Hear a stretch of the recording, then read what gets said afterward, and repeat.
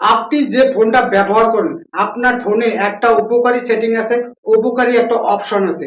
এই উপকারী অপশনটা আমরা অনেকে ব্যবহার করি, অনেকে ব্যবহার করি না। যদি আপনি এই অপশনটা ব্যবহার করেন, উপকৃত হবেন, উপকার পাবেন। কিভাবে চালু করবেন উপকারী সেটিংটা চলুন দেখিয়ে দিচ্ছি, শিখিয়ে দিচ্ছি। আপনার ফোনের উপকারী সেটিংটা করার জন্য শুরুতে আপনাকে যেতে হবে সেটিংয়ে।